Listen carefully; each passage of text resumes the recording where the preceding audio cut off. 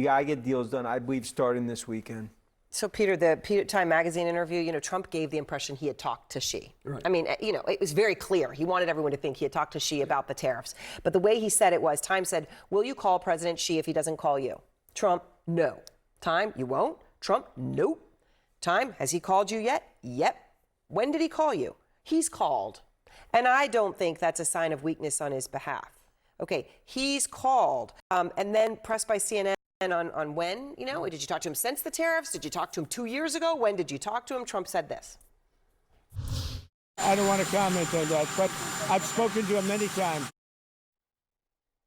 Okay, so that was clearly not talking to him about the tariffs right now. So, what are the impact of these games? It's baffling to me. I've been trying to be the cup half full person in the room for the last bunch of days with you guys, and it's getting to the point where it doesn't really make any sense. I mean, it's even though the market is up 4 days in a row, and that could be just smart investors knowing that some deal has to be on the table and has to be made because the alternative is really dark. Right, it's what Dan calls, this is it's supply chain Armageddon, right? And so that's not really an alternative that we can handle. But it just doesn't make sense. Why? I don't understand the game that they're playing. It makes absolutely no sense. If they were talking, they would say they were talking. That would show some kind of positivity. One of them or both would. I mean, what a great thing that would be if the two of them actually, said we are talking in this. Why are we playing that game? Where, look, it's not going to affect me on a day-to-day basis.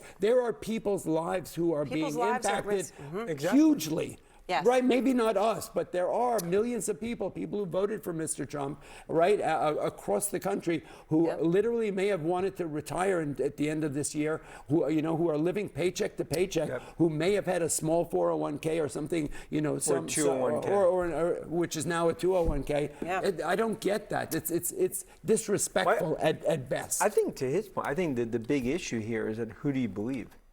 In terms of who do you believe? So now something comes out 2 hours later, and then there's another message. Market at this point, they're giving benefit of the doubt. That's why stocks are up this week.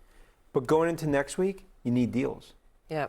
And of course, as you point out, I mean, you don't want to be in a position where you're saying, well, nobody trusts China, so we can be as untrustworthy as China on our word of what we say is happening. It's not the U.S. way. And then you're playing poker with yourself, too. Right, and that's what he's done so far. Okay, I want on the whiteboard, this is something you pointed out. Okay, it's something called blank shipping, right?